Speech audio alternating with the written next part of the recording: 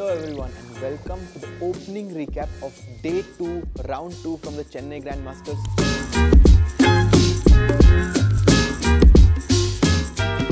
Today we are going to take a look of the opening that Nihal Sarin played with the white pieces against Anish Giri.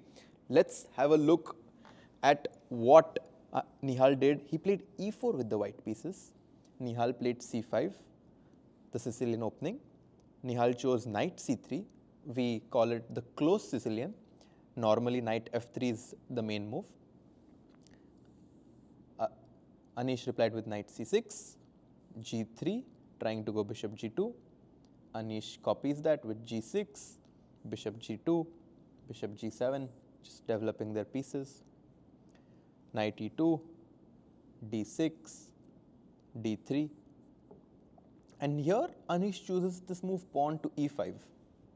And I think he just wanted to get control of the center and prepare this move knight e7 as black. It does weaken the d5 square, that's why Nihal jumps in the center with his knight to d5. Nihal challenges that knight with knight to e7. And here Nihal makes a very interesting decision in the opening. He goes for this move bishop to g5. And the reason why this is not very common is because Anish responded with h6 and here Nihal just chopped off the knight on e7.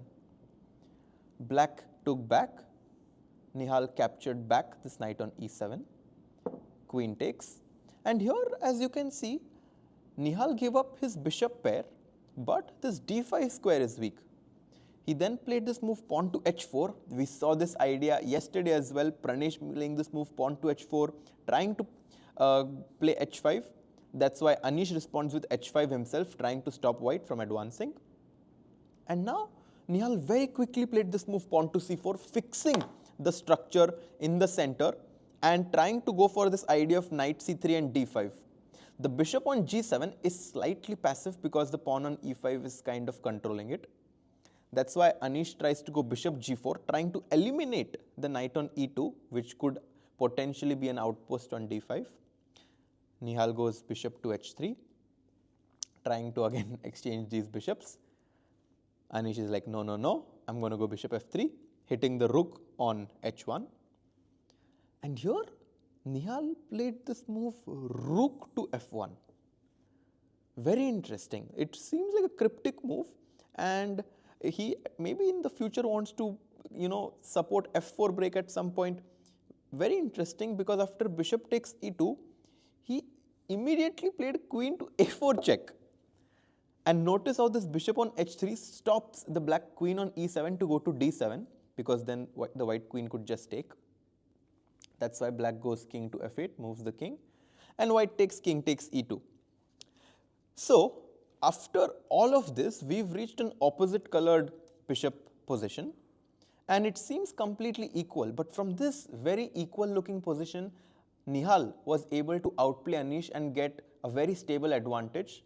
In the end, he could not convert and this game ended in a draw.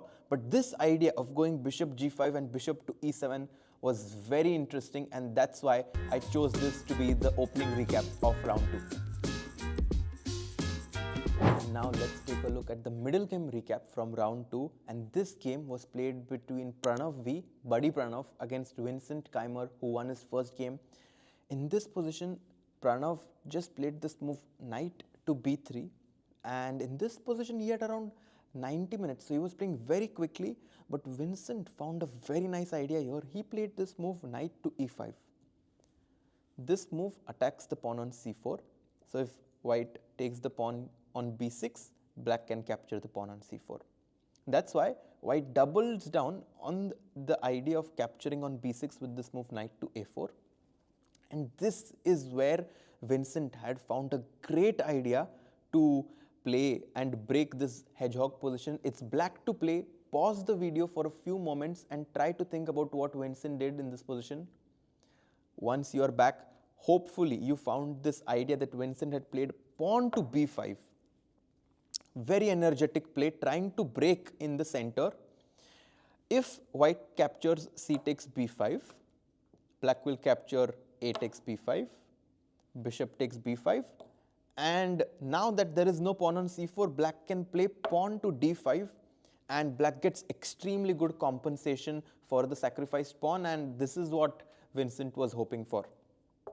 In the game, Pranav chose to play knight to b6, attacking the rook on c8, but Vincent had foreseen all of this as he sacrificed this exchange. After b takes c4, knight takes c8, he played rook takes c8, and after knight to a5, he played this move pawn to d5, and now you can see this very nice connect 4 that black has achieved with his pawns.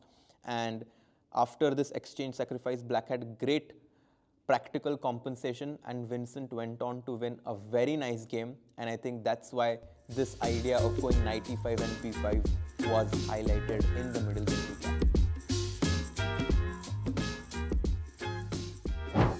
And for the endgame recap, we are going to take a look at two of the strongest players playing in the challenger section. Leon Mendonca playing with the white pieces against Abhimanyu Puranik, who's the highest rated player in that section.